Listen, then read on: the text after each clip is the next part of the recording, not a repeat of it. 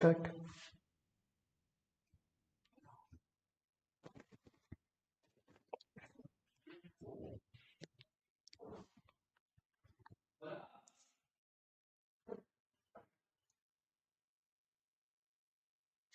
NEET UG का syllabus होता है वास्ट।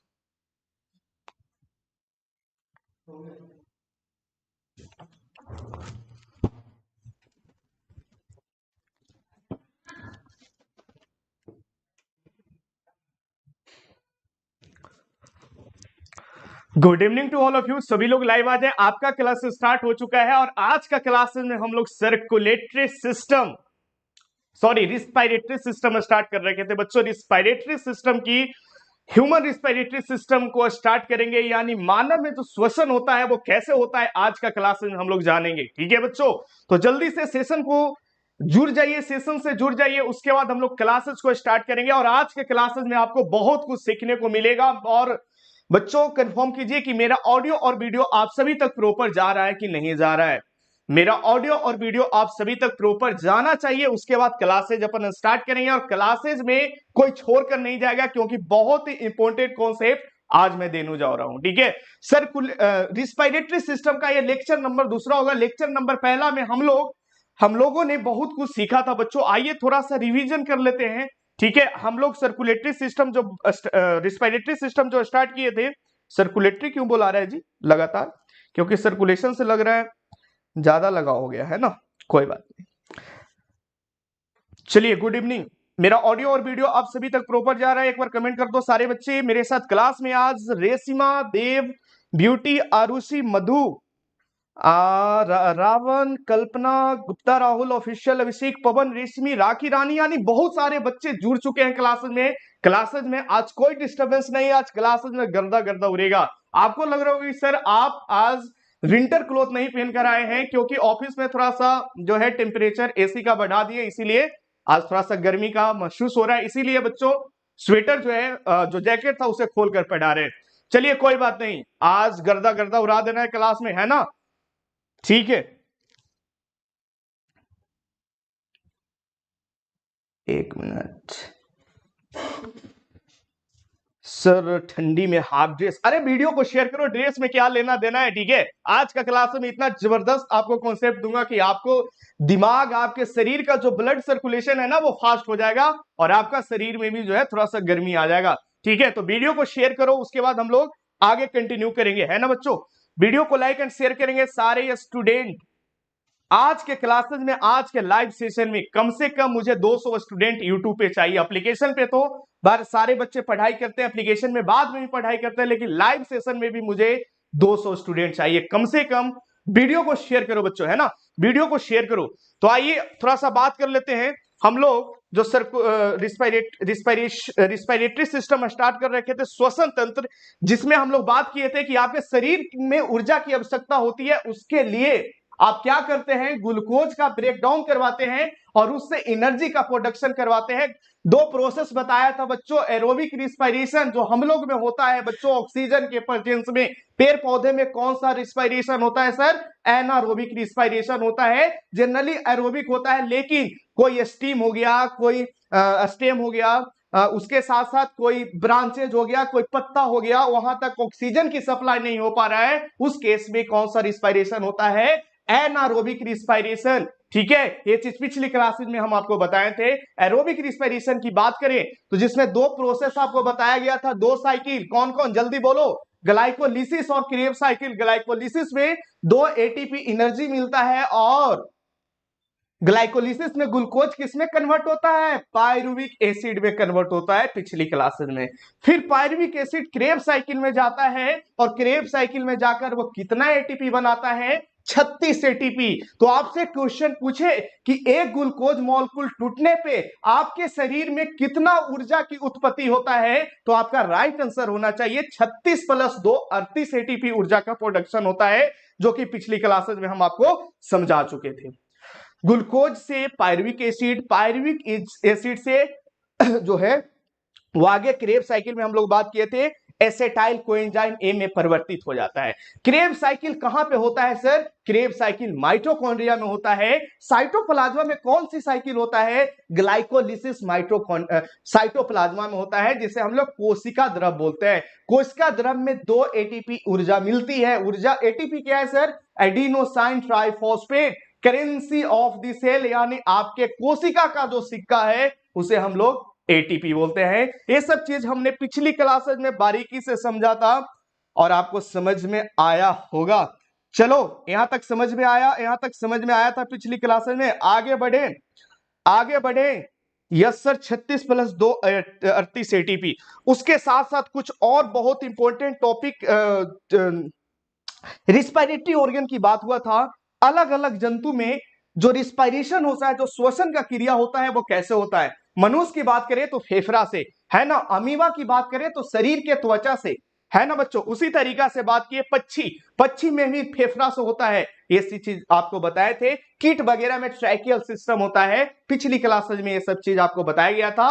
वहां से भी क्वेश्चन पूछा जाता है। आज लेक्चर नंबर 2, आज जो हम लोग स्टार्ट करेंगे वो मानव का जो रिस्पायरेटरी सिस्टम है ना, उसमें रिस्पायरेशन कैसे होता है। लंग्स कहां पे होता है सर, है ना बच्चों। आपके शरीर में लंग्स की जो संख्या होती है, फेफड़ा, वो कितना होता है? 2 होता है। आप अपने स्क्रीन पे देख रहे हैं, एग्जैक्टली ऐसा ही लंग्स होता है, एक इधर और एक इधर। आपको बॉडी फ्लूइड सर्कुलेशन चैप्टर पढ़ाया गया है। हार्ट, हृदय आपको समझाया गया है, जिसमें हम आपको समझाए हैं कि आपका जो हार्ट होता है वो लेफ्ट की ओर हल्का टिल्टेड होता है साहब। ये पिछली क्लासेस में बताया गया है। हार्ट की जानकारी आज यहां पे नहीं लेंगे। हार्ट का काम क्या होता है? वो ऑक्सीजनेटेड ब्लड को पंप करना, डीऑक्सीजनेटेड ब्लड को पंप करके फेफड़ा में पहुंचाना। फेफड़ा से जो ऑक्सीजन जाता है वो कहां जाता है? हार्ट में जाता है। हार्ट में ब्लड मिक्स होता है। ब्लड, ऑक्सीजनेटेड ब्लड आपके जो बॉडी पार्ट है वहां तक पहुंचाता है। ये पिछली लेक्चर यानी पिछला चैप्टर में हम लोग बात किए थे। उससे पहले एक बहुत इंपॉर्टेंट अनाउंसमेंट दे दूं। जो नए स्टूडेंट हैं, जो चाहते हैं कि हर हाल में माँ बाप का सपना इस बार पूरा करना है, माँ बाप के सपना से ज्यादा खुद का भविष्य बनाना है, उन लोग के लिए एप्लीकेशन पे ऑफर आ चुका है। स्टडी इंडिया अड्डा ऐप को डाउनलोड करना है, वहां से जाकर आप कोर्स ले सकते हैं। आपको बता दूं, आपको जानकर हैरानी होगा कि जितना आप ऑफलाइन में देते हैं उसका 4 गुना कम, 4 से 5 गुना कम आपको फी लिया जा रहा है। उससे भी ज्यादा 10 गुना हो जाएगा यार। 4-5 गुना कैसे? आपको 600 रुपया में पूरा कोर्स दिया जा रहा है। 599 में पैरा मेडिकल का। आपको एप्लीकेशन से कोर्स अनलॉक करना है और उसके बाद स्टडी करना है। ठीक है बच्चों, चलिए। Yes sir, yes sir, hurt बोल दिए। आपका कमेंट मेरे पास नहीं आ रहा है। 1 मिनट, 1 मिनट रुक जाइए, 2 मिनट मुझे टाइम दीजिएगा। रणधीर सर, मेरा मोबाइल जो है वो नहीं चल रहा है, कमेंट वाला जरा दीजिएगा, कोई मोबाइल वोबाइल।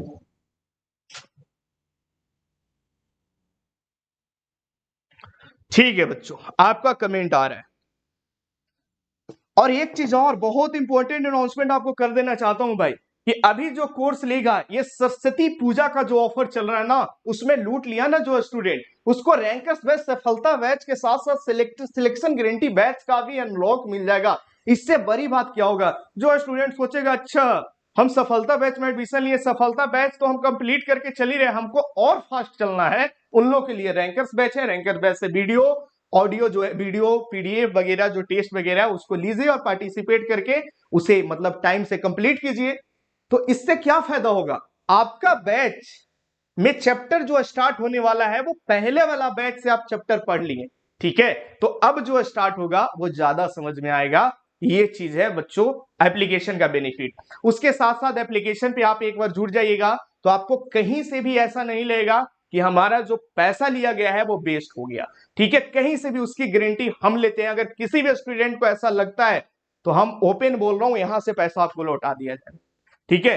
एक मामूली सी रकम आपसे लिया जाता है, जिससे ये आपका परिवार, ये हमेशा बोलता हूं कि स्टडी इंडिया अड्डा ये आपका परिवार है। आपके जो सीनियर है उन्होंने इसे बनाया है, उन्होंने साबित किया है कि हाँ यहां से रिजल्ट लिया जा सकता है। टीचर तो एक माध्यम है आपको एजुकेशन देने का, पढ़ाने का। असली चेला वही होता है जो मेहनत करके अपने बलबूते पे रिजल्ट लेता है, ठीक है। हम आपको गाइड करेंगे, हम आपको क्वालिटी देंगे, क्वांटिटी नहीं क्वालिटी देंगे। हम 10,000 और 20,000 क्वेश्चन पे डिपेंड नहीं करते हैं। हम 100 क्वेश्चन करवाएंगे, लेकिन 100 क्वेश्चन में दम होगा, ठीक है। वो 100 क्वेश्चन एग्जाम ओरिएंटेड होगा। हमारा ये मोटो होता है बच्चों। तो चलिए हम लोग सेशन को स्टार्ट करते हैं, बात होते रहेगी क्लासेस में, ठीक है। तो आइए, रिस्पायरेशन इन ह्यूमन, हेडिंग लगाइएगा सारे स्टूडेंट। इसमें हम लोग बात करेंगे मनुष्य में जो श्वसन होता है वो कैसे होता है। रिस्पायरेशन इन ह्यूमन का मतलब क्या होता है बच्चों? मनुष्य में श्वसन, ठीक है। आप लोग श्वसन करते हो कि नहीं? ले लिए सर इंस्पायरेशन, हवा को अंदर लिए, निकाल दिए सर एक्सपायरेशन, यही प्रोसेस को तो हम लोग रिस्पायरेशन कहते हैं। रिस्पायरेशन में दो प्रोसेस होता है, एक इंस्पायरेशन, दूसरा एक्सपायरेशन। आगे बात होगा कि इंस्पायरेशन के दौरान ये जो आपका लंग्स है ना, वो लंग्स कैसे काम करता है ताकि जो अंदर वाला हवा है वो बाहर निकलता है और बाहर वाला हवा अंदर जाता है, वेट करेंगे, ठीक है। आज के क्लासेस में आपको हम बताएंगे। आज का क्लासेस का हमारा मुख्य गोल है, हम आपको इंस्पायरेशन समझाएंगे, एक्सपायरेशन समझाएंगे, डिसफंक्शन यानी आपके शरीर में कहीं कहीं दर्द होता है। अरे दर्द क्यों होता है? जब तक कुछ ना कुछ बीमारी नहीं होगा तब तक दर्द नहीं होगा। वो कौन कौन डिसफंक्शन है उसके बारे में हम लोग बात करेंगे, ठीक है, वो अगली क्लासेस में। जो सिगरेट पीता है उसको कैसे कैंसर हो जाता है ये सब भी बात होगा, ठीक है बच्चों, आगे बात होगा। उसके बाद एक टॉपिक और मैं कवर करूंगा, रिस्पायरेटरी वॉल्यूम, है ना। आप अपने शरीर में जो वॉल्यूम लेते हैं, एयर लेते हैं, वो कितना लेते हैं आपके शरीर में। आप फोर्सफुल एक्सपायरेशन किए यानी सारा हवा निकाल दिए पूरा काबू लगाकर, उसके बाद भी आपके शरीर में कितना अमाउंट ऑफ हवा बच जाता है, ये सब की जानकारी रिस्पायरेटरी वॉल्यूम मिलेगी। यानी यहां से क्वेश्चन बनता है, बिल्कुल बनता है। आइए सबसे पहले हेडिंग लगाइए, बात करते हैं रिस्पायरेशन इन ह्यूमन, मनुष्य में श्वसन। देखो बच्चों, सबसे पहले ये जो ऑर्गन है उसके बारे में जानते हैं, ठीक, बोलते हैं लंग्स बोलते हैं। लंग्स दो होता है सर, ठीक है, एक लंग्स इधर, दूसरा लंग्स इधर, ठीक है। एग्जैक्ट लोकेशन भी आपको बता दूं, ये जो आपका रिब्स है, पसलियां जिसे बोला जाता है, ये हड्डी कौन सा है? एस्टर्नम, सिंगल हड्डी है। ये कौन सा हड्डी है? कॉलर बोन, जिसे हम लोग क्लेविकल बोला जाता है, इसे ब्यूटी बोन भी बोला जाता है बच्चों। यहां से एक हड्डी होगा, ऐसे देखना सभी लोग, ठीक है, इसको हम लोग क्लेविकल बोलते हैं। उसके नीचे यहां से रिब्स स्टार्ट होता है, इधर 12 पेयर्स और इधर 12 पेयर्स, यानी टोटल कितना हड्डी होता है? रिब्स वाला हड्डी 24 होता है। बीच में स्टर्नम होता है और नीचे में डायफ्राम होता है, ठीक है। इसी के अंदर आपका लंग्स होता है, लंग्स एक इधर होता है और एक लंग्स इधर होता है। अब बात आता है हार्ट। हार्ट कहां पे होता है सर? ये जो आपका लंग्स इधर और इधर, राइट के तरफ से देखो, ये सेंटर में जाओ और हल्का, सॉरी लेफ्ट, सेंटर में जाओ, सेंटर से हल्का लेफ्ट, लेफ्ट हमारा ये हो जाएगा। लेफ्ट के साइड में आपका हार्ट जो है वो टिल्टेड शिफ्ट होता है, ठीक है। ये समझ में आ गया हार्ट का लोकेशन, और आपका जो लंग्स है, जो फेफड़ा है, उसका लोकेशन आपको मैं समझा दिया। आखिर कभी सोचे हो कि आपका जो लंग्स है वो ये जो हड्डी देने की कौन सा जरूरी था सर? ठीक है, ये हड्डी क्यों दिया गया है लंग्स को प्रोटेक्ट करने के लिए? लंग्स विसरल ऑर्गन होता है, लंग्स हो गया, हार्ट हो गया, ठीक है, इंटेस्टाइन हो गया, ये सब जो है विसरल ऑर्गन है, यानी नाजुक ऑर्गन, नाजुक अंग, ठीक है, आपके शरीर का नाजुक अंग जिसे बोला जाए, कि बहुत जल्दी डैमेज हो सकता है हल्का चोट लगने से। इसीलिए यहां पे जो है हड्डी दिया जाता है, बहुत स्ट्रॉन्ग हड्डी होता है भाई, ऐसे ऐसे हड्डी इधर इधर इधर इधर इधर हड्डी लगा हुआ होता है, जो जिसका काम है आपका जो अंदर में लंग्स है, हार्ट से, उसको क्या करना? प्रोटेक्शन देना। समझ में आ गया? इधर 12 इधर 12। तो पूछे रिब्स की हड्डियां जो पसलियां होती है वो कितनी होती है? 24 नंबर में होती है। क्लियर बच्चों? ठीक है, विसरल ऑर्गन होता है सर। अब बात आती है, हमने आपको डाइजेशन समझाया, डाइजेशन में बात बताए थे कि जो हम लोग हवा लेते हैं, हवा में जनरली क्या होता है? ऑक्सीजन होता है, कार्बन डाइऑक्साइड होता है, नाइट्रोजन होता है, जनरली यही होता है, ठीक है। आगे बात होगा कि कितना अमाउंट हम लोग ऑक्सीजन लेते हैं, आगे बात करेंगे इंस्पायरेशन एक्सपायरेशन में। यहां तक किसी तरीका का कोई दिक्कत? ठीक है, यहां तक किसी तरीका का कोई दिक्कत है? एक बार कमेंट में बता दो। नहीं सर,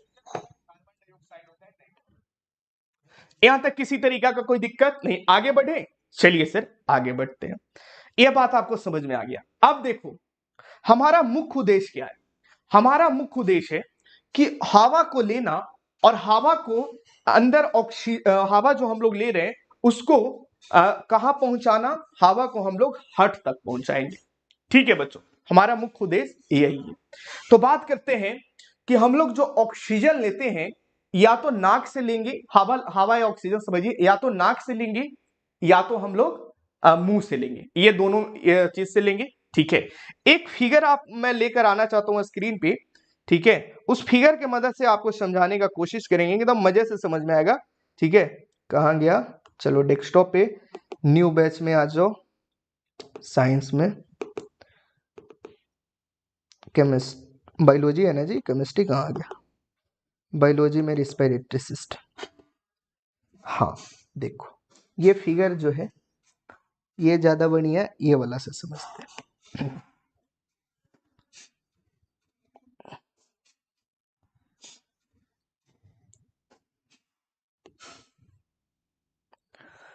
ठीक है बच्चों, इसके बारे में समझते हैं। देखो अपने स्क्रीन पे देखना, नजर आ रहा है कि नहीं नजर आ रहा है, आना चाहिए। ये नाक हो गया सर, ये नोज हो गया, और ये वाला ओपनिंग हो गया माउथ। ठीक है, यहां से भी हवा ले जा सकते हैं और यहां से भी हवा ले जा सकते हैं, दोनों एक जगह जाकर मिल जाता है। उस स्ट्रक्चर को हम लोग क्या बोलते हैं बच्चों, फेरेनिक्स, जो कि हम आपको बता चुके हैं कहां पे, डाइजेस्टिव सिस्टम, डाइजेशन चैप्टर जब पढ़ाया गया था वहां पे बताया गया कि फेरेनिक्स जो है जहां पे फूड और हवा दोनों का मिलान होता है। याद रखना, फेरेनिक्स में क्या होता है बच्चों, फूड प्लस एयर दोनों का मिलान होता है। ठीक है, फूड प्लस एयर दोनों का मिलान होता है। आप यहां से खाना खाएं, अंदर जाने के बाद यहां पे एक स्ट्रक्चर है जिसे फेरेनिक्स बोला जाता है, वहां पे एयर के साथ साथ फूड दोनों का मिलान होता है। उसके बाद जो फूड होता है वो कहां चला जाता है, ओसोफेगस, ग्रास नली में चला जाता है। उसके बाद वो डाइजेशन में चला जाता है, और जो हवा होता है वो कहां चल जाता है, ट्रैकिया में चल जाता है। ठीक है, यहां तक क्लियर होना चाहिए। उसके बाद देखो, यहां से दो पाइप निकलता है, अपने स्क्रीन पे देखो, स्क्रीन पे देखो। ठीक है, मैं हट जा रहा हूं, स्क्रीन पे देख लो, बिना ये चीज को देखे हुए समझ में नहीं आएगा। ठीक है, स्क्रीन पे देखो। ठीक है बच्चों, समझ में आया? सर देखें, ठीक है सर नहीं दिख रहा है, कोई बात नहीं, चलो अगला स्लाइड में देख लेते हैं। देखो क्या होता है, ये तुम्हारा ओपनिंग हो गया नोज वाला, नाक से, और ये वाला जा रहा है माउथ वाला। ये रफ डायग्राम है, ठीक है, समझाने के लिए। यहां से ऐसे आया, यहां से ऐसे आया, ठीक है, यहां से ऐसे आया, एक जगह पे मिल जाता है। ठीक है, इस जगह पे मिल रहा है, इसे हम लोग क्या बोलते हैं, फेरेनिक्स। इसे क्या बोला जाता है बच्चों, फेरेनिक्स बोला जाता है। यहां पे क्या होता है, एयर प्लस फूड दोनों मिलता है। इसके बाद यहां से डिवीजन होता है। ठीक है, एक कहां चला जाएगा, एक चला जाएगा, एक आ गया ओसोफेगस, इसमें क्या आ गया, फूड आ गया। ओसोफेगस यानी ग्रास नली, इसमें फूड आ गया। और ये जो ट्रैकिया है, ठीक है, ट्रैकिया को विंड पाइप बोला जाता है, लैरिंक्स बोलिए, ठीक है, ट्रैकिया या फिर लैरिंक्स बोलेंगे। ठीक है, ट्रैकिया हम लोग में नहीं होता, लैरिंक्स बोलिए। ठीक है, ये जो लैरिंक्स है इसमें क्या आ गया, एयर आ गया। ये आगे जाकर कहां पहुंच जाता है, ये पहुंच जाता है स्टोमैच में। ठीक है, और ये आपको पहुंच जाएगा लंग्स में। आ गया होगा समझ में हम क्या बोलना चाह रहे हैं, आपने समझ लिया। यानी कहने का मतलब, हमें ओसोफेगस से कोई लेना देना नहीं है, हमें लेना है लैरिंक्स। अब आ जाओ यहां पे, अब इस स्ट्रक्चर में समझो, यहां से जो है एयर आ गया। ठीक है, एयर का एंट्रेंस हो गया। ठीक है बच्चों, बात को समझना, एकदम बारीकी से समझना। जहां से एयर इंटर करता है, किसमें इंटर करता है, ट्रैकिया में इंटर करता है। ठीक है, श्वसन नली को इसमें हम लोग ट्रैकिया बोलते हैं। ठीक है, लैरिंक्स, लैरिंक्स के बाद जो आगे बढ़ता है उसे हम लोग ट्रैकिया बोलते हैं। ठीक है, ठीक है बच्चों समझिएगा। एयर हम लोग नाक से लिए, नाक से लेने के बाद वो फेरेनिक्स में जाता है, फेरेनिक्स के बाद वो कहां पे आता है, ट्रैकिया। ट्रैकिया है क्या सर, ट्रैकिया हवा का पाइप है। ठीक है बच्चों, ट्रैकिया क्या है, ट्रैकिया है हवा के पाइप।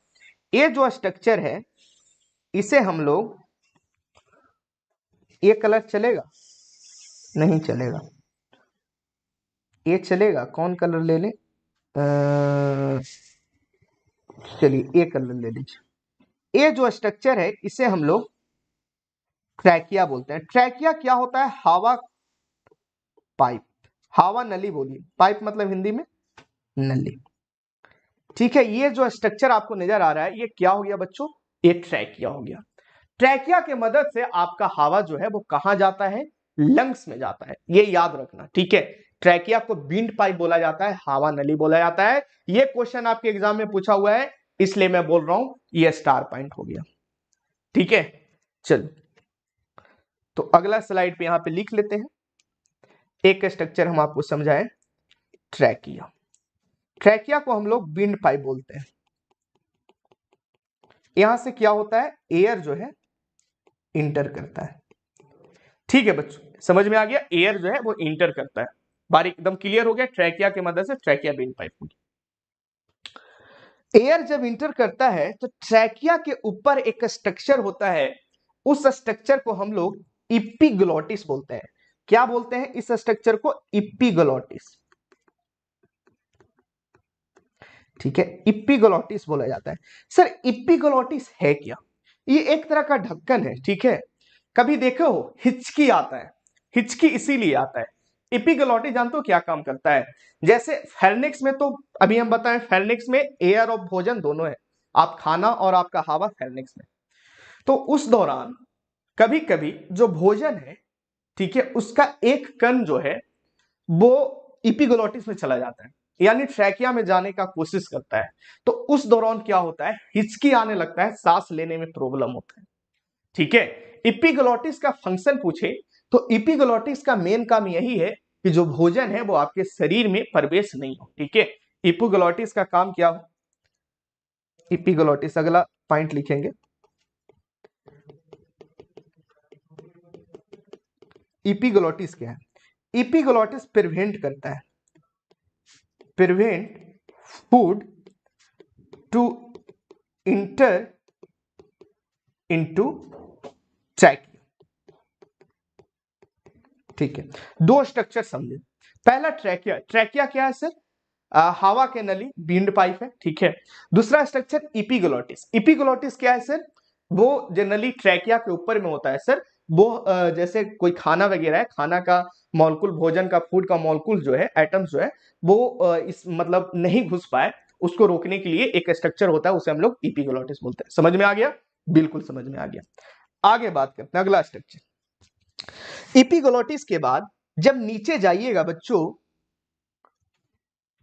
तो यहां पे लैरिंक्स होता है। ठीक है, नीचे जाने पे एक स्ट्रक्चर आपने देखा, उस स्ट्रक्चर के नाम हम लोग लैरिंक्स बोल रहे हैं। लैरिंक्स होता क्या है सर, इसे साउंड बॉक्स बोला जाता है।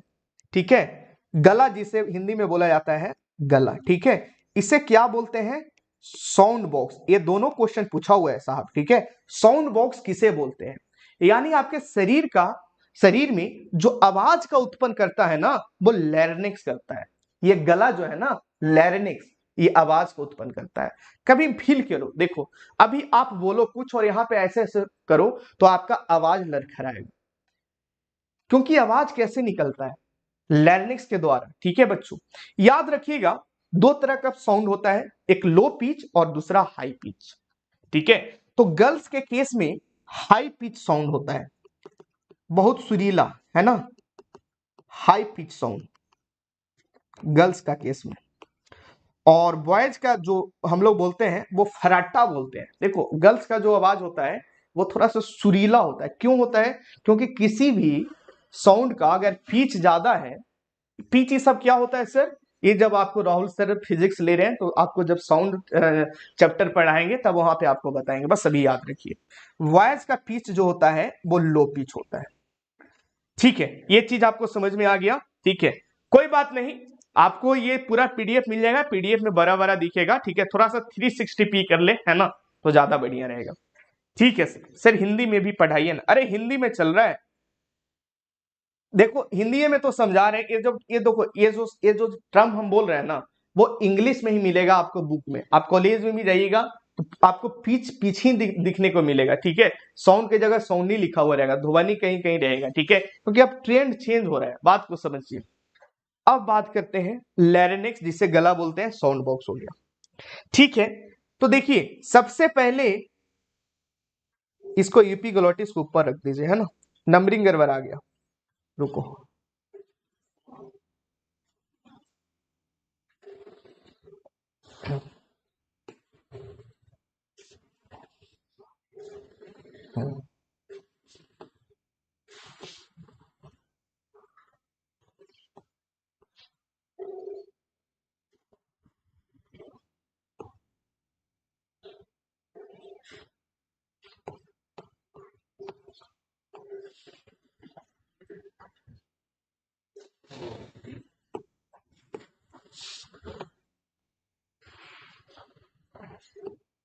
चलिए ये हो गया, ये हो गया।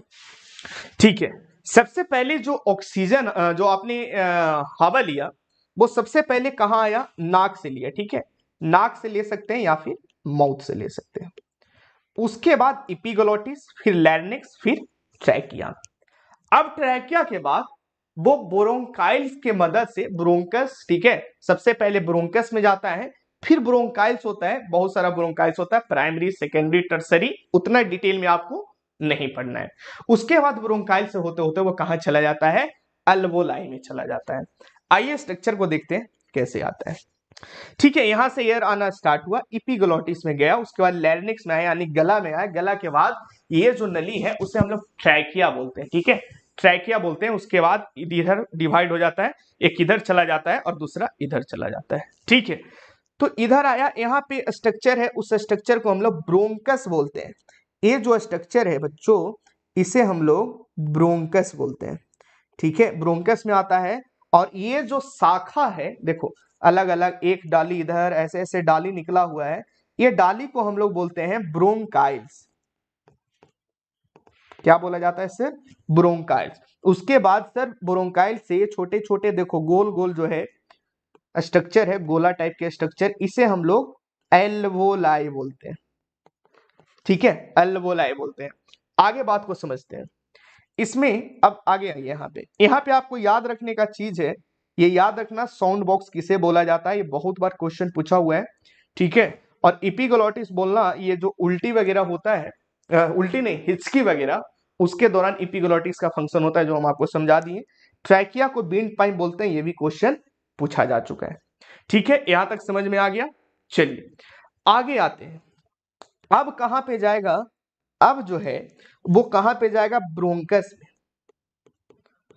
ब्रोंकस कुछ नहीं है, ये स्ट्रक्चर है बच्चों, जहां से दोनों जो आपका लंग्स है, पहले देखो ट्रैकिया आया, ट्रैकिया को देखिए, ट्रैकिया पे रिंग्स होता है, इस टाइप से गोल गोल गोल गोल रिंग्स होता है, जैसे ही आपका ट्रैकिया है, ठीक है, इस पे ऐसे ऐसे गोल गोल रिंग होता है, इस रिंग को कार्टिलेज का बना हुआ होता है, ट्रैकिया को फिर जो है प्रोटेक्शन देने के लिए, ठीक है।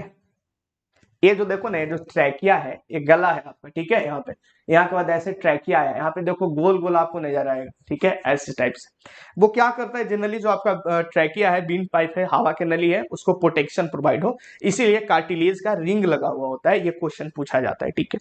ये बात हो गया ब्रोंकस। ब्रोंकस के मदद से अब कहाँ चल जाएगा सर, ब्रोंकस फर्दर शाखा में डिवाइड हो जाता है, इसे हम लोग ब्रोंकाइल्स बोलते हैं। बस याद रखना है, इसमें आपको जब हम लोग 12th में पढ़ाते हैं नीट वाले बच्चों को, तो वहां पे बताते हैं प्राइमरी, सेकेंडरी, टर्सरी, ठीक है, अलग अलग टाइप का ब्रोंकाइल्स होता है, उतना नहीं जाना। उसके बाद ब्रोंकाइल्स से मदद से वो कहाँ चला जाता है, अल्वोलाई में।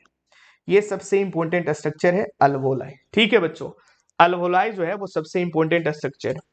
यहां तक किसी तरीका का कोई दिक्कत हुआ तो बताना, ठीक है, यहां तक किसी तरीका का कोई दिक्कत नहीं ना हुआ, नहीं हुआ सर, ठीक है, यहां तक किसी तरीका का कोई दिक्कत नहीं, अल्वोलाई तक हमारा हवा जो है वो आ चुका है, ठीक है बच्चों। चलिए सर, सरित आपको क्या हुआ, तुम लोग हल्ला क्या कर रहे हैं।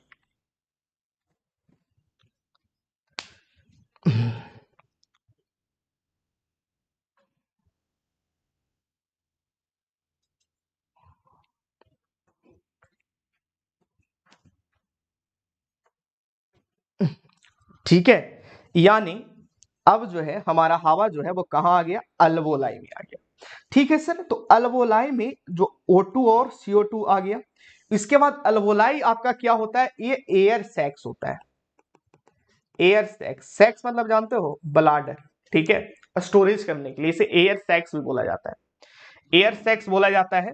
और इससे जो हवा निकलता है उसे हम लोग एल्वोलर एयर बोलते हैं, ठीक है बच्चों, यहां तक समझिए।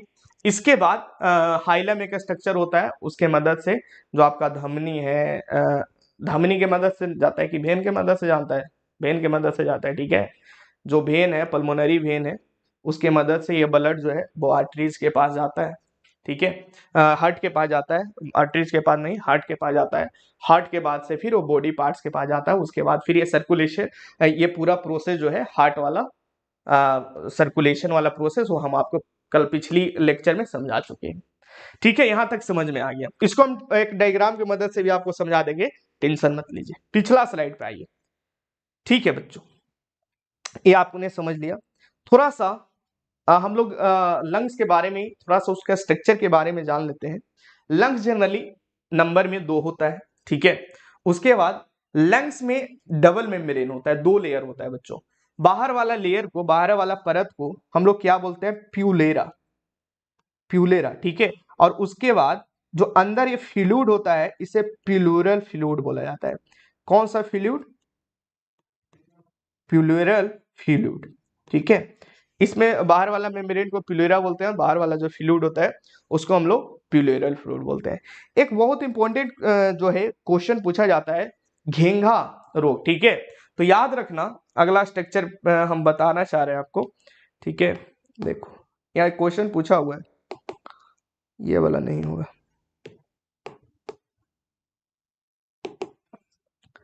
देखो ये स्ट्रक्चर को समझना अच्छे से।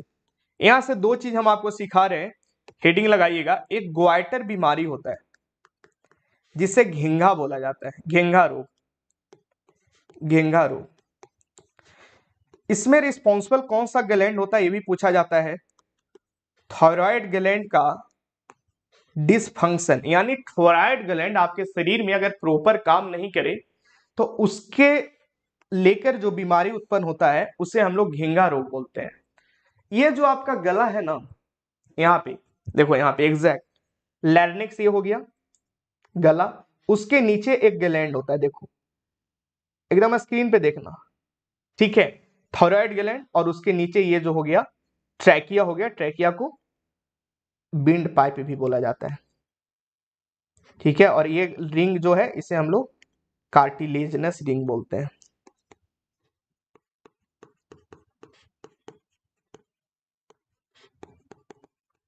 ठीक है बच्चों, ये आपने देखा। तो ये जो थायराइड ग्लैंड है ये प्रॉपर काम नहीं करता है, थायरोक्सिन हार्मोन का सिक्रीशन को बढ़ा देता है। यहां से कौन सा हार्मोन निकलता है, लिखिएगा थायरोक्सिन,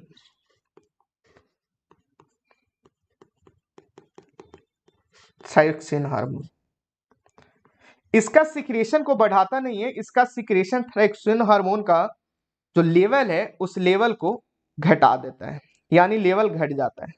तो थायरोक्सिन के कमी के कारण कौन सा बीमारी होता है, ग्वाइटर नाम का बीमारी होता है, ये याद रखिएगा। इसीलिए बोला जाता है कि आयोडीन युक्त नमक खाइए, ठीक है, आयोडीन युक्त नमक आपको खाने के लिए सलाह दिया जाता है कि जो नमक खाएं उसमें आयोडीन होना चाहिए।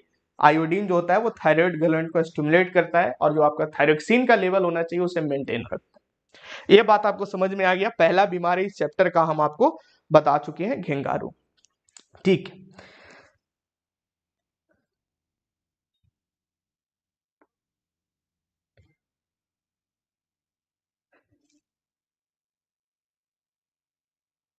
फिर से बताइए सर, कहाँ बता रहे थे, अरे देखो ना ये वाला जी, ये जो है ना ये तुम्हारा गला हो गया, गला के नीचे यहाँ पे अंदर में अथी होता है, ग्लैंड होता है, थायराइड ग्लैंड, ठीक है बच्चों, गला के जस्ट नीचे, ठीक है, गला के जस्ट नीचे यहाँ पे आसपास में थायराइड ग्लैंड होता है जो थायरोक्सिन हार्मोन का सिक्रेशन करता है। अगर थायरोक्सिन हार्मोन का लेवल की कमी हो जाए तो आपको जो बीमारी होगा वो घेंघा रोग, ये जो गला है ना वो लटक जाता है यार, ठीक है, इस टाइप से। ग्वाइटर, देखो ग्वाइटर कैसा होता है दिखा देते हैं, इतना डीपली पढ़ते हो इसीलिए तो सिलेबस थोड़ा लेट हो जाता है। देखो इस टाइप का ग्वाइटर होता है, हम्म,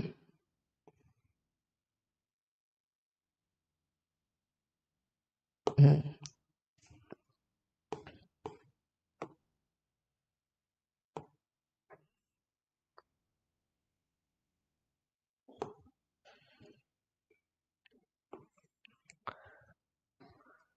देखो इस टाइप से होता है, ठीक है।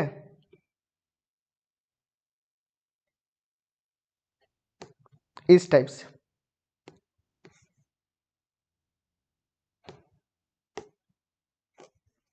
ये जो है ना, ये वाला, ठीक है बच्चों।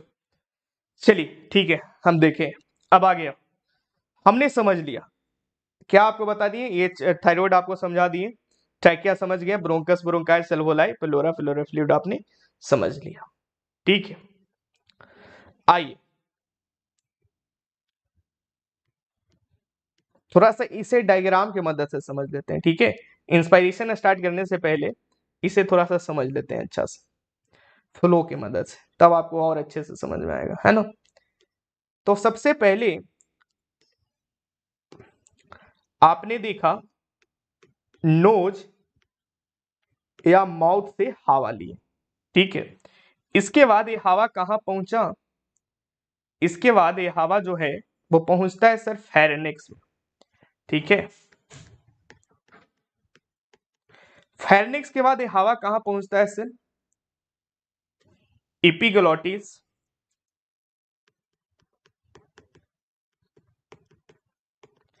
इपिग्लोटिस के बाद ये हवा कहां पहुंचता है सर, ट्रैकिया में। ट्रैकिया को क्या लैरिंक्स में बच्चों, है ना, ट्रैकिया नहीं, लैरिंक्स, लैरिंक्स, लैरिंक्स को हम लोग साउंड बॉक्स बोलते हैं, ठीक है। इसके बाद ये हवा कहां पहुंचा, ट्रैकिया।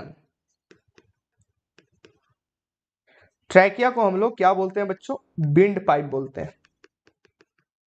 इसके बाद ट्रैकिया में कार्टिलिजेनस रिंग होता है, ये भी क्वेश्चन पूछा हुआ है, कौन सा रिंग होता है, कार्टिलेज का रिंग होता है, ठीक है।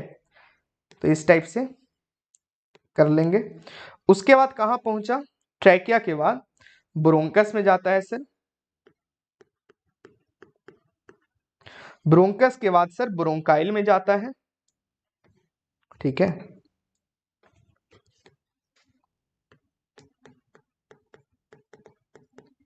ब्रोंकाइल्स के बाद कहां आता है सर, ब्रोंकाइल्स के बाद अल्वोलाई में आता है, ठीक है बच्चों, यहां तक पहुंच गया।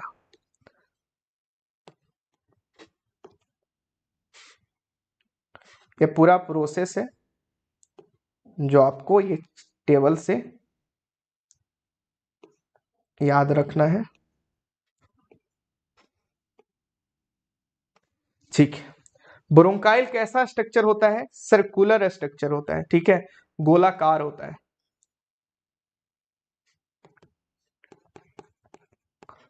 गोलाकार होता है। इसे एयर सैक्स भी बोलते हैं, एयर सैक्स, ठीक है बच्चों।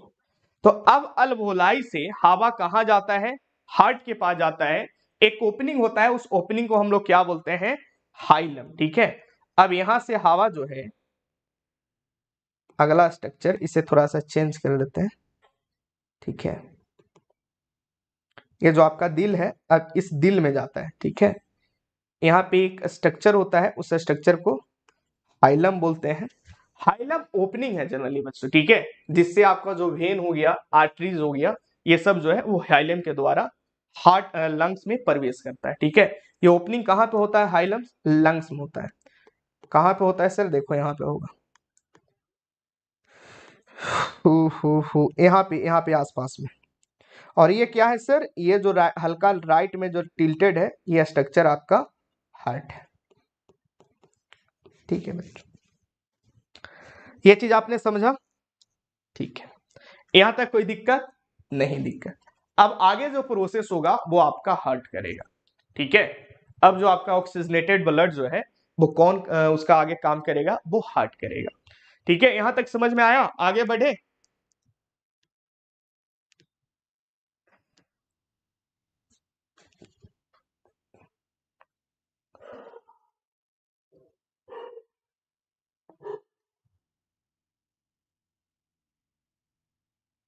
ठीक है, यहां तक समझ में आ गया? ठीक है, यहां तक समझ में आया तो बोलो। ठीक है, चलिए फेरनेक्स को देखो, थोड़ा सा लिख लो यहाँ पे, कुछ और इसमें लिख लो, है ना। एयर और फूड का कॉमन पैसेज, ठीक है। इपिग्लोटिस क्या है? इसे बोला जाता है ट्रैकिया का ओपनिंग, है ना। ठीक है, larynx sound box, trachea, bronchi, bronchioles alveoli. एक बहुत इंपॉर्टेंट चीज है बच्चों, ठीक है, कि अब अल्वोलाई तक आ गया, यानी हवा जो है वो O2, ऑक्सीजन और कार्बन डाइऑक्साइड अल्वोलाई के पास आ चुका है। ठीक है, तो अल्वोलाई जनरली क्या होता है, ऑक्सीजन को जो हवा है वो हवा को अपने अंदर स्टोर करता है। तो लंग्स का जितना भी प्रॉपर फंक्शन है वो एक अल्वोलाई के द्वारा किया जा रहा है। ठीक है, तो अल्वोलाई को क्या बोलते हैं? अल्वोलाई को बोल देते हैं structural and functional unit of lungs. Structural and functional unit of lungs. अगला स्लाइड पे हेडिंग लगा, ठीक है, अल्वोलाई। ठीक है, तो अल्वोलाई जनरली क्या होता है, एयर सैक्स होता है, हवा का क्या करता है, हवा को इकट्ठा करता है। इसीलिए अल्वोलाई को क्या बोला जाता है, स्ट्रक्चरल एंड फंक्शनल यूनिट। आपके शरीर का स्ट्रक्चरल और फंक्शनल यूनिट कौन है? सेल है। Structural and functional unit of lungs.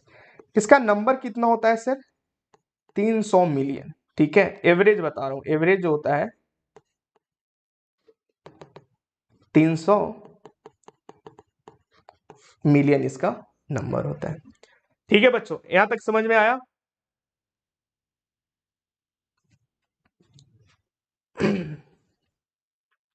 ये जनरली जो है यही आपका जो प्रेशर होता है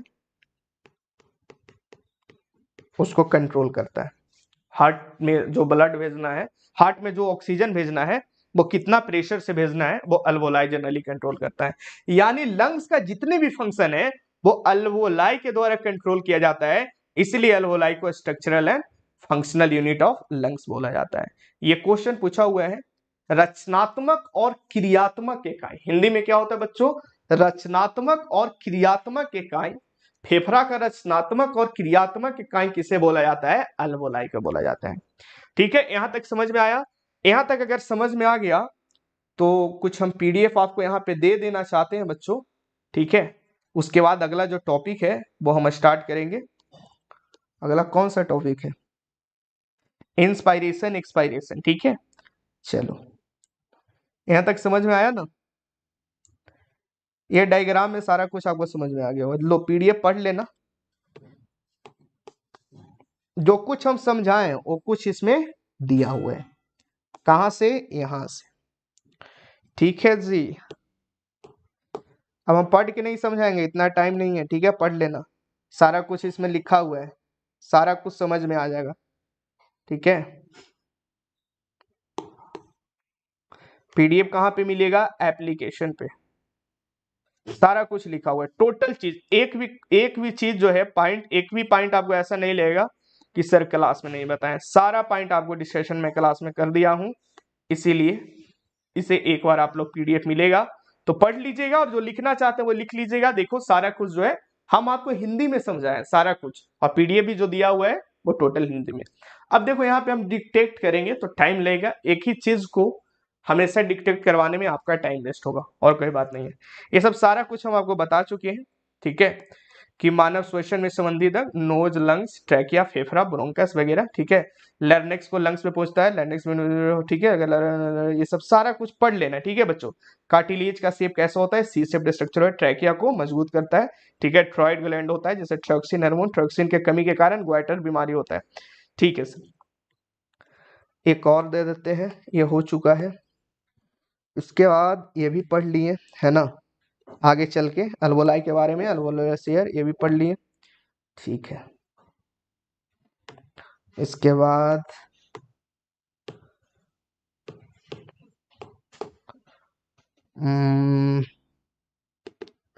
ये भी पूरा पढ़ लिया, ठीक है। फंक्शनल यूनिट ऑफ लंग्स बोला जाता है। इसमें pleura fluid ribs ribs ribs lungs regular. चलिए यहाँ तक हम लोग पढ़ चुके हैं, तो इसको दे दिया जाए, है ना।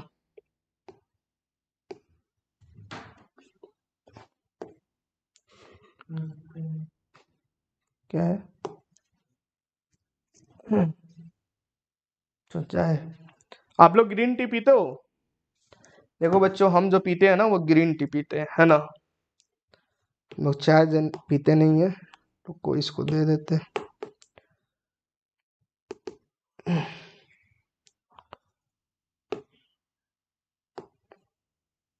क्या हो गया?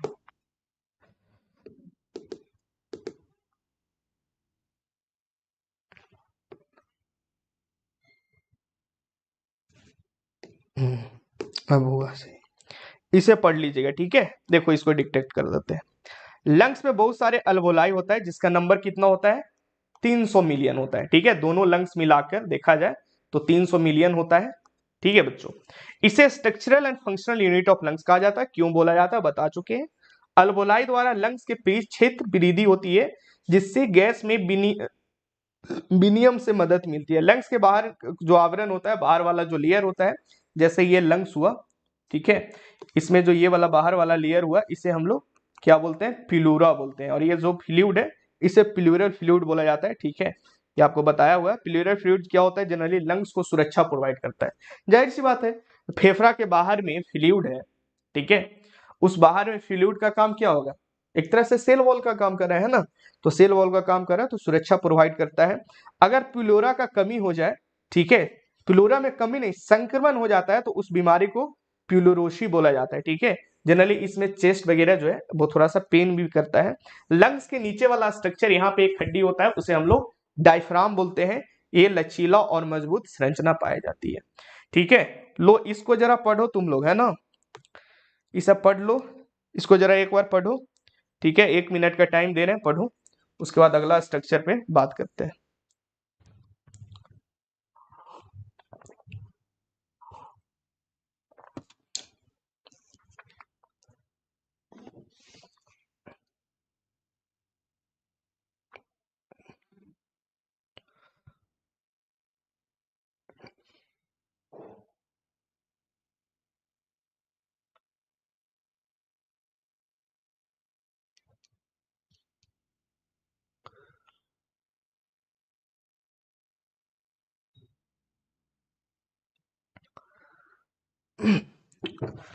लगे रहो वाइन पीने में। सर अलवोलाई को हिंदी में क्या बोलते हैं? अरे देखो, अलवोलाई के हिंदी में लिख लो, वायु कोष्ठिका बोला जाता है, ठीक है। इतना हिंदी नहीं पूछता है, ये सब ट्रेंड खत्म हो गया है, ठीक है। लिख लो।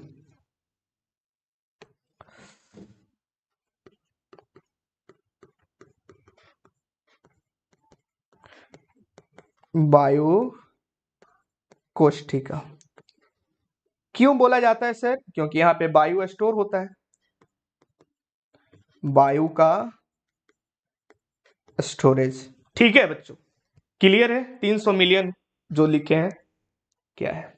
300 मिलियन नंबर होता है बच्चों। दोनों जो लंग्स है, देखो ये तुम्हारा दोनों जो फेफड़ा है, कहाँ गया जी?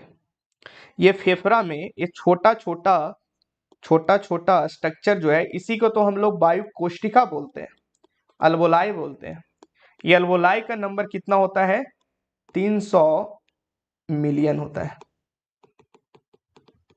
ठीक है। आया समझ में? अब ग्रीन टी का फायदा देख लेना, ठीक है, गूगल कर लेना, अब ये मत पूछो कि फायदा क्या है। तो ये चीज बहुत इंपॉर्टेंट हो गया, ये सब जो है, ये सब चीज कॉपी में मेंशन कर लीजिएगा। एक डायग्राम की मदद से जितना हम आपको पढ़ाएं वो सारा कुछ इसमें मेंशन हो गया, ठीक है। यहां तक क्लियर हुआ? चलिए पीडीएफ भी यहां तक दे दिए। अब टाइम कितना बच रहा है? टाइम इतना बच रहा है कि इंस्पायरेशन और एक्सपायरेशन 2 टॉपिक हम लोग खत्म कर लेंगे, ठीक है। तो आइए 2 टॉपिक खत्म करते हैं। 9 हो गया, आधा घंटा का क्लास। ठीक है, लो इसको जरा पढ़ो, तो तुम लोग पढ़ लो तो एक बार, वरना बोलोगे कि सर कोई पॉइंट वगैरह छूट गया है। कोई छूटा है क्या? ना ना, सारा पॉइंट हो गया है। पढ़ोगे क्या तुम लोग? इतना पढ़ते तो यहाँ थोड़ी ना रहते है ना जी।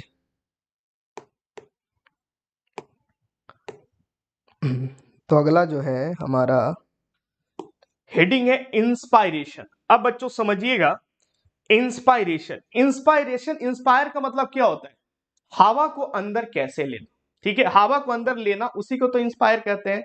यानी इंस्पायरेशन का मतलब क्या हुआ?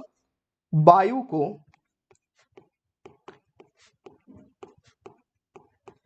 फेफड़ा तक पहुंचाना। ठीक है, इसी को इंस्पायरेशन बोलते हैं। ठीक है बच्चों, इंस्पायरेशन वायु को फेफड़ा तक पहुंचाना, ये हुआ। ठीक है, इंस्पायरेशन हुआ। समझ में आ रहा है? यहां तक कोई दिक्कत? यहां तक किसी तरीका का कोई दिक्कत हुआ? नहीं है तो बोलो नहीं है सर, आगे बढ़ते हैं। ठीक है, चलिए आगे बढ़िए सर, तो बढ़िए आगे। ठीक है बच्चों, अब हम बात कर रहे हैं दो प्रेशर का बात करेंगे। समझिएगा प्रेशर, ये दोनों कॉन्सेप्ट इंस्पायरेशन एक्सपायरेशन दोनों चीज को क्लियर करेगा। एक प्रेशर है एटमॉस्फेरिक प्रेशर, ये वायु वाला जो प्रेशर है, क्योंकि यहाँ पे हवा है तो हवा कुछ ना कुछ प्रेशर तो अप्लाई कर ही रहा है। ठीक है, तो यहाँ पे भी कुछ ना कुछ प्रेशर है जिसे एटमॉस्फेरिक प्रेशर बोला जाता है। ठीक है, और एक जो आपका ये पल्मोनरी कैविटी है, प्लूरा वाला कैविटी, उसे हम लोग पल्मोनरी कैविटी बोलते हैं। ठीक है, तो उसका द्वारा भी प्रेशर होगा। ठीक है, लंग्स का प्रेशर है ना।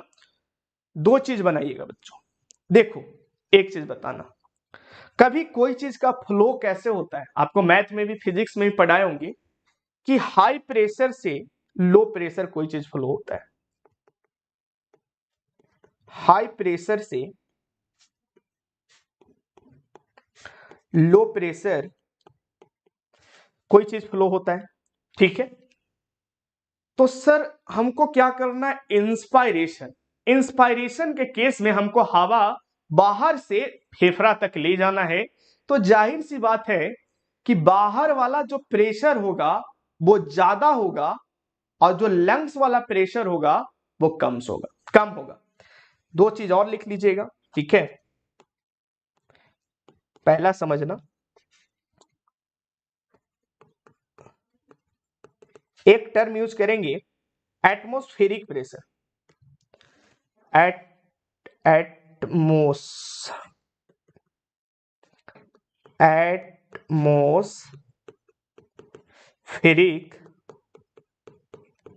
प्रेशर, और दूसरा टर्म यूज करेंगे इंट्रापल्मोनरी प्रेशर।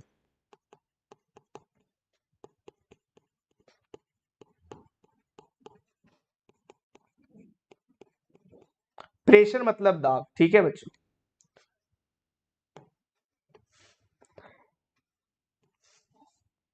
ये दोनों टर्म का मतलब क्या है सर, लिख लो बगल में। ठीक है चलो, एटमॉस्फेरिक प्रेशर क्या है? वायु के द्वारा दाब जो लगाया गया उसे एटमॉस्फेरिक प्रेशर बोल रहे हैं। ठीक है बच्चों, दूसरा प्रेशर है इंट्रापल्मोनरी प्रेशर, इसे फेफड़ा के द्वारा जो दाब लगाया जाता है उसे इंट्रापल्मोनरी प्रेशर बोलते हैं। हम लोग बात कर रहे हैं, अगला स्लाइड पे आएंगे, इंस्पायरेशन। अभी आपने बताया कि जो प्रेशर होता है सर वो high pressure to low pressure जाता है। तो इंस्पायरेशन कहने का मतलब सर बाहर का हवा अंदर ले रहे हैं, तो हम इस पॉइंट को लिख सकते हैं। ठीक है, कि इंट्रा, ऐसे लिखो, एटमॉस्फेरिक प्रेशर जो होगा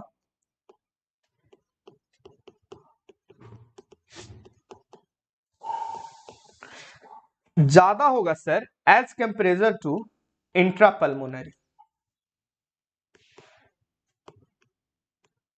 यानी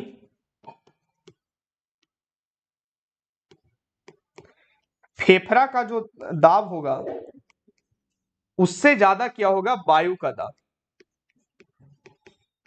वायु दाब, तब जाकर जो है बच्चों आपके शरीर में हवा अंदर जाएगा।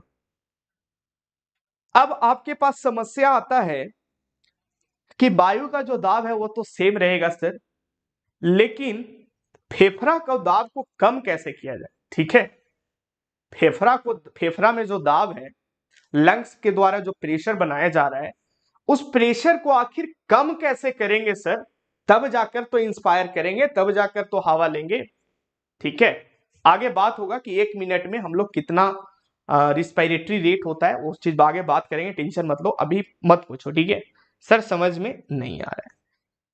ठीक है, समझ में नहीं आ रहा है, क्या समझ में नहीं आ रहा है वो पूछो। ठीक है, ऐसे मत बोलो कि समझ में नहीं आ रहा है। और दूसरी चीज, जो बच्चा स्टार्टिंग से क्लास कर रहा है उसी को समझ में आएगा, जो बीच में भाग जाता है, चले जाता है, उसको क्लासेज में समझ में नहीं आएगा, और वो रिस्पॉन्सिबिलिटी मेरे पास भी नहीं कि उसको हम समझाएं। ठीक है, वैसे बच्चों को हम पढ़ाते भी नहीं। ठीक है, जो नहीं समझ में आ रहा है वो मेरे से पूछो, हम आपको बताएंगे 4 बार 5 बार 6 बार 10 बार, जितना बार पूछना उतना बार समझे। वो अपन के पास टाइम लिमिट नहीं है, हो सकता है 1 क्लास में नहीं हो, 2 क्लास हो जाएगा, 3 क्लास हो जाएगा, अपन टेंशन नहीं ले देंगे, बच्चों को समझ में आना चाहिए। ठीक है, देखो क्या समझा रहे थे। प्रेशर जो दाब का फ्लो होता है वो high pressure to low pressure, हमको हवा कहां डालना है, अंदर डालना है। तो जाहिर सी बात है, ये जो फेफड़ा है उसका प्रेशर को कम करेंगे, तब ना जाकर जो बाहर वाला प्रेशर है, बाहर वाला जो दाब है एयर का, वो अंदर जाएगा। ठीक है, इंस्पायरेशन करना, ये चीज हम आपको समझा रहे हैं। तो अब हमारे पास समस्या आया कि लंग्स का जो प्रेशर है उसे कम कैसे किया जाए। ठीक है, तो आइए एक डायग्राम से मदद से समझते हैं।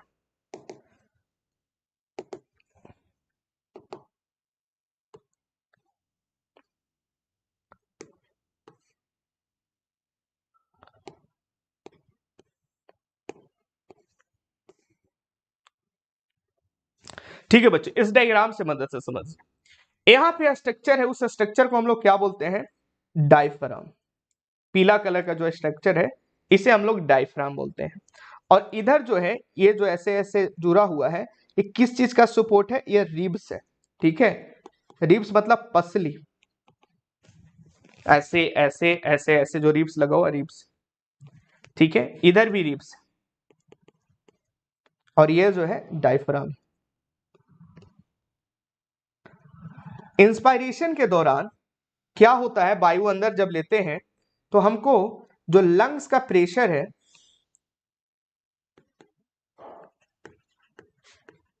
लंग्स का दाब को कम करना है। लंग्स को दाब को कम करना है, यानी कहने का मतलब लंग्स का जो अंदर कैविटी है,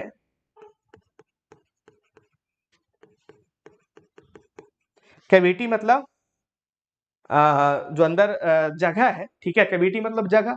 ठीक है, तो ये जो जगह है, ये वाला जो जगह है, इस जगह को बढ़ाना है। ठीक है, यानी लंग्स का साइज को बढ़ाना है, प्लूरल कैविटी को बढ़ाना है, तब जाके प्रेशर कम होगा ना जी, यानी साइज को बढ़ाना है।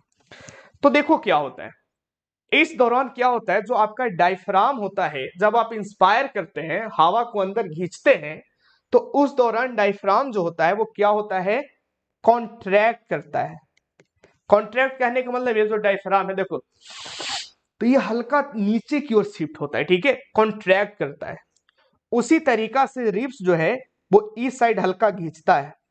ठीक है, दोनों तरफ से, इधर हल्का खींचेगा, इधर हल्का खींचेगा, और इधर हल्का खींचेगा, तो अंदर का जो स्पेस है वो क्या हो रहा है, बढ़ रहा है। ठीक है, अंदर का स्पेस बढ़ रहा है, कैविटी में स्पेस जगह बढ़ रहा है, लंग्स में जगह बढ़ रहा है, तो जाहिर सी बात है जगह बढ़ रहा है तो प्रेशर कम होगा। ठीक है, देखो प्रेशर का फॉर्मूला पढ़े हो, क्या होता है, प्रेशर का फॉर्मूला होता है फोर्स बाय एरिया। अगर एरिया को बढ़ाते हैं तो प्रेशर क्या होता है, घटेगा। ठीक है, तो यहां पे हम लोग साइज को बढ़ा रहे हैं, एरिया को बढ़ा रहे हैं, एरिया ऑफ लंग्स, लंग्स को एरिया को बढ़ा रहे हैं, तो जाहिर सी बात है प्रेशर जो है वो क्या होगा, घटेगा। ठीक है, लंग्स का एरिया को बढ़ा रहे हैं तो प्रेशर घटेगा, तो अंदर वाला प्रेशर जो है वो कम गया सर, तो बाहर से जो हवा है वो आराम से ले लेंगे, इनहेल कर लिए बच्चों। ठीक है, ये हुआ इंस्पायरेशन। इतना प्रोसेस होता है लेकिन आपको पता नहीं चलता है। इसका जस्ट रिवर्स, ठीक है, इसका जस्ट रिवर्स बात करें,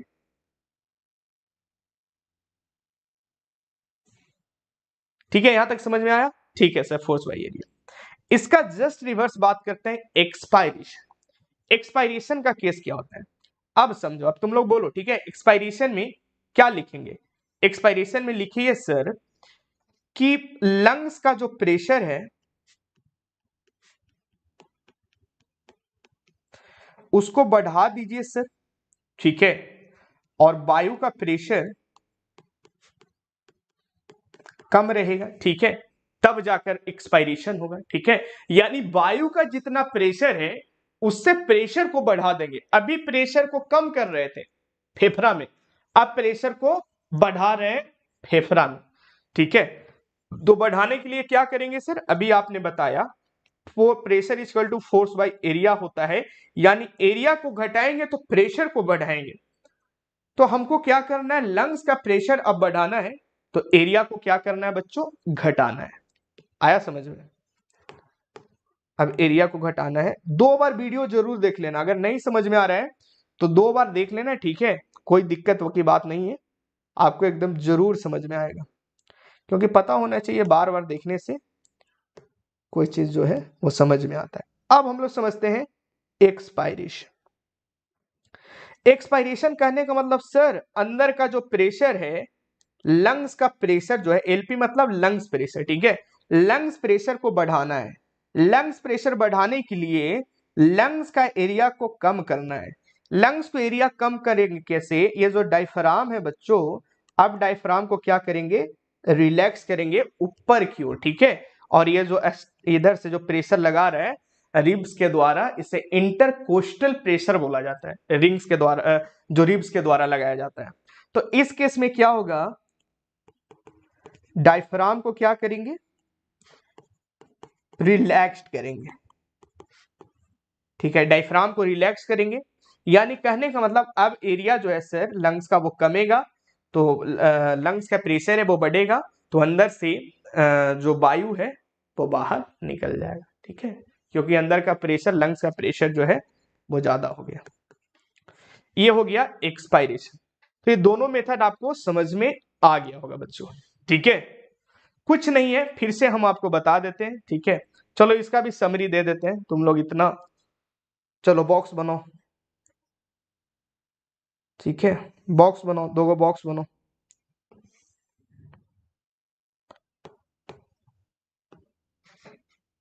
ये हुआ इंस्पायरेशन, ये अगला है एक्सपायरेशन।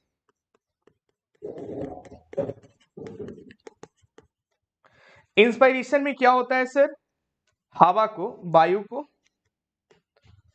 वायु को फेफड़ा तक ले जाना, और एक्सपायरेशन में फेफड़ा से, वायु को फेफड़ा से ये एटमॉस्फेयर में, है ना, एटमॉस्फेयर में निकालना, ठीक है, एटमॉस्फेयर से, यहां लिख दो, वायुमंडल से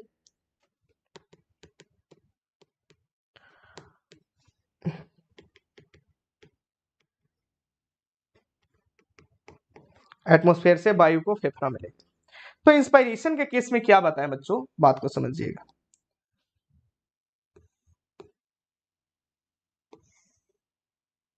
ठीक है, इंस्पायरेशन के केस में आपको क्या बताएं कि लंग्स का जो प्रेशर होता है उसे क्या करेंगे? लंग्स का प्रेशर को देखो, आप लोग कमेंट करो, हमको अंदर ले जाना है, तो लंग्स का प्रेशर क्या करना है? कम करेंगे तब ना, तो लंग्स का प्रेशर कम करेंगे। कैसे कम होगा सर? लंग्स का एरिया जो है उसको क्या करेंगे?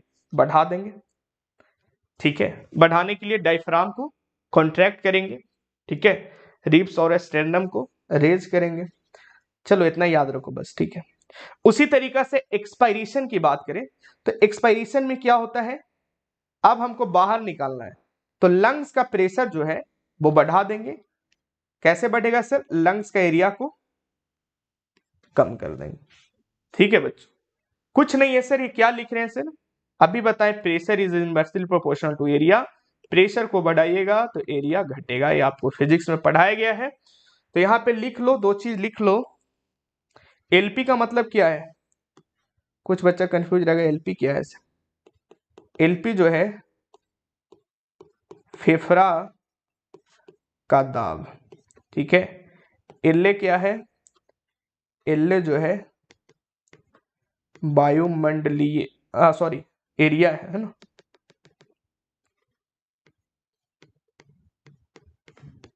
फेफड़ा का एरिया। ठीक है बच्चों, समझ में आया?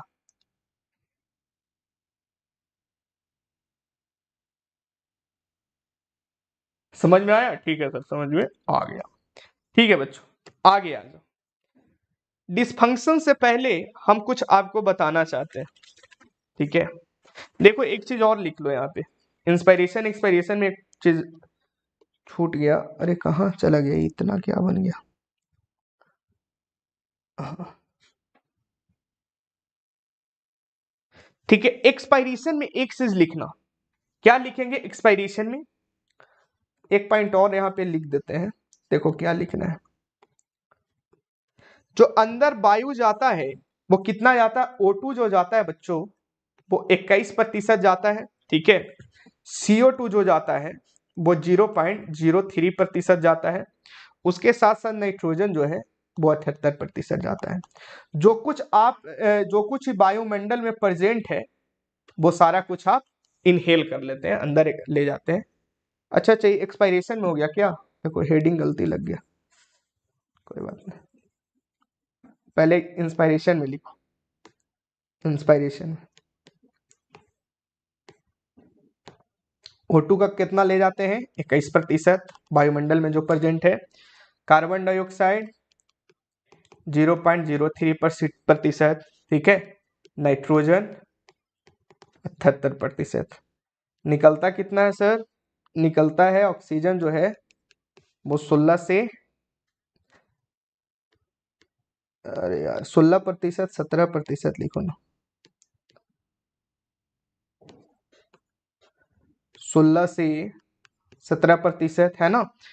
CO2 कितना निकलता है, 4%, और नाइट्रोजन कितना निकलता है, 78%। नाइट्रोजन पूरा निकल जाता है, ठीक है बच्चों, क्योंकि ऑक्सीजन और कार्बन डाइऑक्साइड ही का रोल है, वो आगे आपको बताया हुआ है, पढ़ा चुके हैं। एक चीज हो गया, एक चीज हो गया। डिसफंक्शन को हम लोग अगला क्लासेज में रखेंगे, उससे पहले एक चीज और लिख लें, डिसफंक्शन हम लोग अगला क्लासेज में समझेंगे।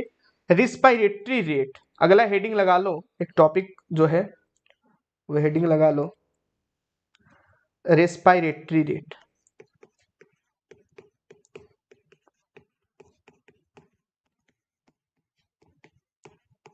यहां से भी क्वेश्चन पूछा जाता है, ये क्या है बच्चों, श्वसन दर, ठीक है। यानी आप 1 मिनट में कितना श्वसन लेते हैं, ठीक है, उसी को हम लोग रेस्पायरेटरी रेट करते हैं। इसका डिफिनेशन क्या हुआ, 1 मिनट में ब्रीथिंग की संख्या,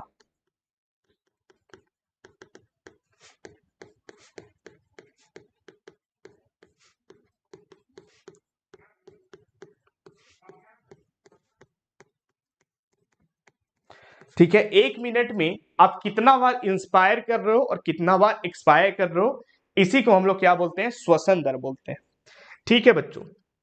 तो लिख लेना कि अडल्ट की बात करें, वयस्क मनुष्य में कितना होता है, वयस्क मनुष्य में होता है, कहीं कहीं 14 से भी दिया हो रहेगा, 14 से 16, ठीक है, 16 से 18 पर मिनट, है ना, ठीक है। दूसरा पूछता है बच्चा में, नवजात शिशु,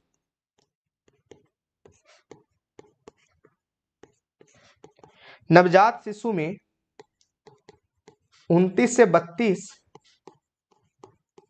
प्रति मिनट होता है, कहीं कहीं आपको 40-44 भी रहेगा, वो भी सही है, ठीक है।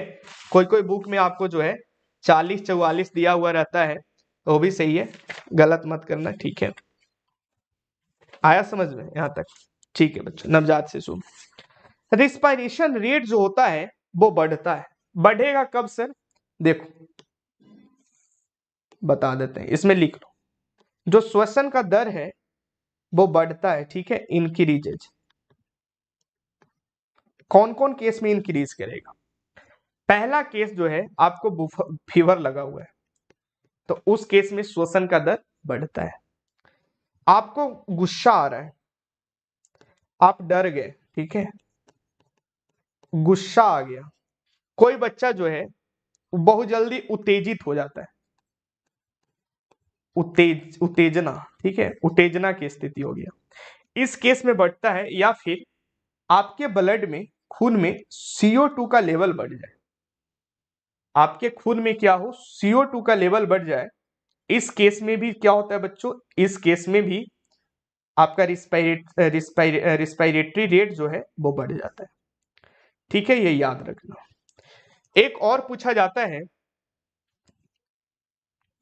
घटता कब है? ठीक है, इंक्रीजेज लिखा दिए, अगला लिखा देते हैं डिक्रीजेज। डिक्रीजेज मतलब घटता, इंक्रीजेज मतलब बढ़ना, डिक्रीजेज मतलब घटना। घटता कब है? जब आप नींद की स्थिति में,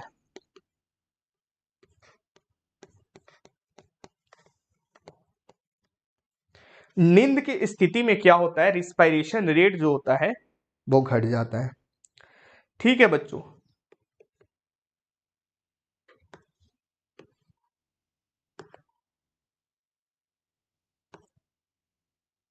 ठीक है, इसे एक बार पढ़ लो, सारे बच्चे एक बार पढ़ लो, देखो हमारा चाय भी ठंडा हो गया।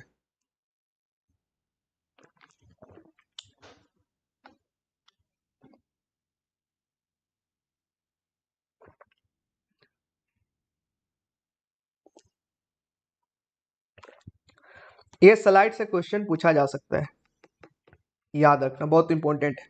जो हम बॉक्स में लिखे हैं वो आपके एग्जाम के लिए बहुत इंपॉर्टेंट है बच्चों, ठीक है, जो बॉक्स में हम लिखे हैं वो बहुत इंपॉर्टेंट है। देखो जो कुछ पढ़ाए हैं उसके बाद हम लगभग बॉक्स में आपको लिख चुके हैं सारा कुछ। रिस्पायरेटरी रेट के बाद कुछ डिसफंक्शन है।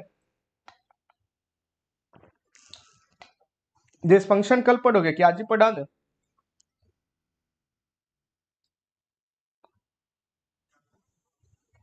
बोलो, कमेंट करो, डिसफंक्शन बचा हुआ है, यानी 15-20 मिनट का टॉपिक और बचा हुआ है। चलो इसको कल ही रहने दो, है ना, कल ही पढ़ते हैं। दो टॉपिक और है, डिसफंक्शन और अगला टॉपिक जो है रिस्पायरेटरी वॉल्यूम।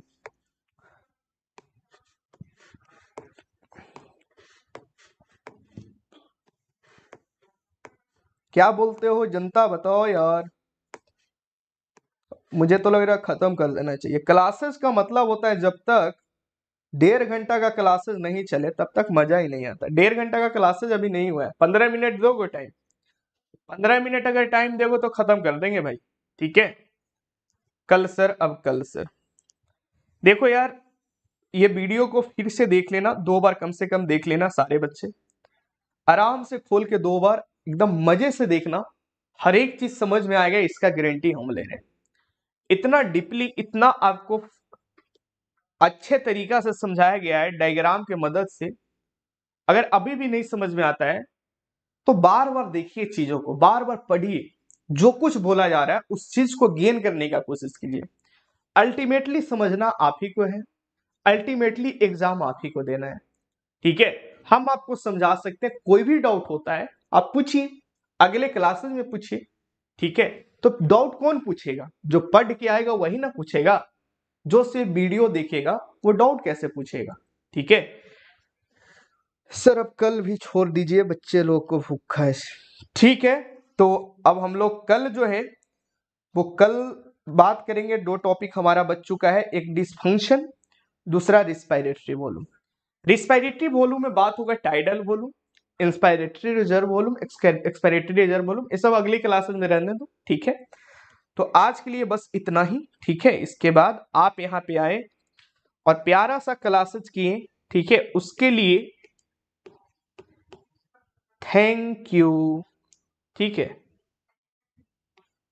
थैंक्स। सभी बच्चों को धन्यवाद, आप यहाँ पे आए प्यारा सा क्लास की।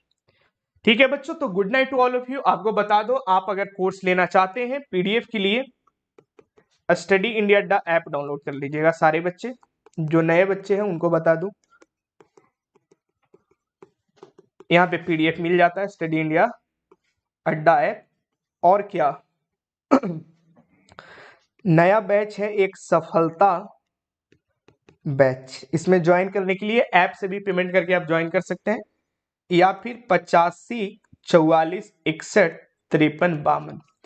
अगली क्लास में हम आपसे यही पूछेंगे कि इस वीडियो को कम से कम 2 बार देखकर आना है, तो सारे बच्चे इस वीडियो को 2 बार देखेंगे, ये आपका होमवर्क है, ठीक है, तब जाकर दिमाग में फिट हो जाए। ठीक है बच्चों, good night to all of you, all the very best, धन्यवाद।